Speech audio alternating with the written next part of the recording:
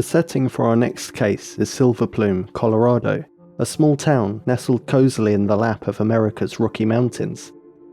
Back in 1987, the population was around 130, and one of those residents was a man by the name of Tom Young, an Army Special Forces veteran and retired teacher.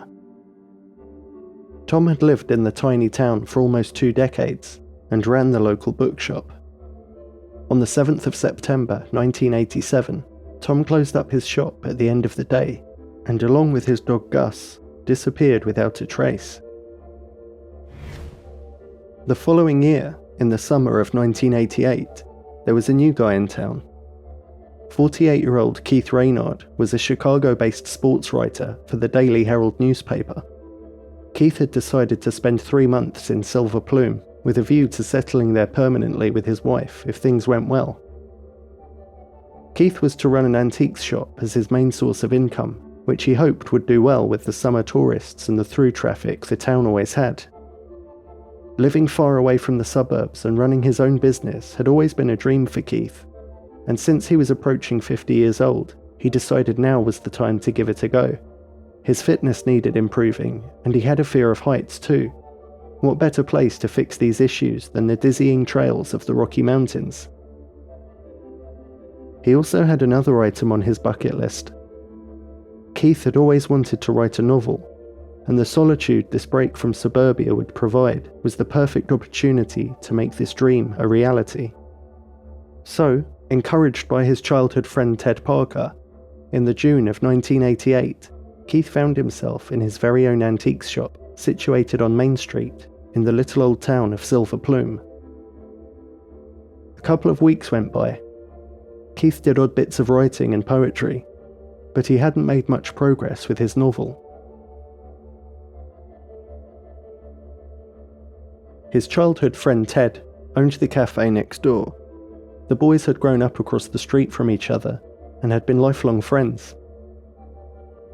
Through visiting the cafe and chatting to various people, Keith learned the story of the strange disappearance of Tom Young the previous year. Tom had told people that he was planning a trip to Europe, so it was several weeks before the alarm was raised and anybody realised he was actually missing. It turns out Tom's vehicle hadn't left Silver Plume, and his dog Gus wasn't booked into the kennels he usually would be if Tom was out of town. Furthermore, his mother told investigators that he had never told her about any trips to Europe. Among all the things he learned about the strange disappearance, Keith also discovered that the shop he was now occupying used to be Tom's bookshop. He soon became obsessed with the story and the mystery surrounding Tom's disappearance, finally deciding it would be the perfect basis for his novel. A character he named Guy Gypsum became the protagonist of the story, and was basically a mixture of Tom Young and himself. Keith spent a lot of time writing, and soon began to blur the lines between reality and fiction. His daughters said that he liked to immerse himself in his stories and experience what his characters felt. You might say it was a kind of writer's version of method acting. Almost 2 months went by, when, on July 31st, 1988, 2 men hunting on the nearby Republican Mountain discovered both human and canine remains, which was soon identified by police as Tom Young and his dog Gus. The gaping holes found in their skulls made it clear that they had each died from a single shot to the head. A gun was found at the scene, and further investigation revealed that Tom had purchased a firearm only 4 days before he vanished from Silver Plume. Tom's case was closed. The coroner's office and the Clear Creek County Sheriff's Department ruled that Tom had first taken the life of his beloved dog Gus, before turning the gun on himself. A week later, on August 7th, Keith Reinhardt closed his antiques shop early at around 2:30 p.m. He then walked around Silver Plume and told several people that he was planning to climb nearby Pendleton Mountain. Most people didn't believe him, knowing that he had a fear of heights and did not like climbing alone. It was late afternoon when he stopped by his friend Ted's cafe and told him his plans, and declared that he was going to reach the top of the mountain. Keith said that if he didn't return, Ted should call on the rescue. He then said goodbye and left, but Ted did not take him seriously. Keith was last seen walking towards Pendleton Mountain, sometime between 4:30 and 5 p.m, far too late to start a hard hike that would normally take 6 hours. He was dressed in casual clothes, wearing a flannel shirt, blue jeans and tennis shoes, with no rucksack, supplies, or a single piece of equipment. He did not return that night, and the next day, helicopters were sent to search Pendleton Mountain. Colorado's Alpine Rescue Team launched a massive search and rescue mission, and over 200 volunteers scoured the mountain for 7 days. During this time, a Civil Air Patrol plane crashed into the mountain while searching for Keith, seriously injuring the spotter, Don Drobny, and tragically killing the pilot, Terry Leedens. Despite everyone's best efforts and what turned out to be the largest search and rescue mission in Colorado's history, no trace of Keith could be found, nor any clues or evidence to provide a clearer picture of what may have happened to the would-be author. A search of his property revealed a newspaper next to Keith's computer with the headline, "Tom Young's Body Found." Hauntingly, the computer still showed Keith's unfinished book on the screen, and the final paragraph read, "Guy Gypsum changed into some hiking boots and donned a heavy flannel shirt." He understood Tom now and his motivation. Guy closed the door, then walked off towards the lush, shadowless Colorado forest above. Many people believe that Keith did exactly that. He went out to the mountain wilderness for exactly the same reason Tom did. But Keith's wife Carolyn was adamant that her husband was not capable of such a thing. She said he was such an upbeat and positive person, and always promoted a positive mental attitude. He had too many friends and family members and too much to live for.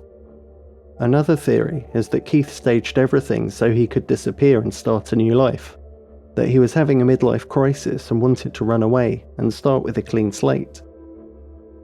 Other than circumstantial speculation, the only other supporting detail is that Keith had allegedly been talking to an unknown woman at a party the night before he went missing.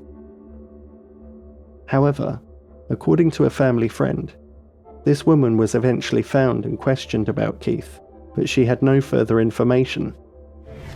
The most out there theory we came across is one that links the disappearances of Tom and Keith to their building, the bookshop and antiques shop they both worked in.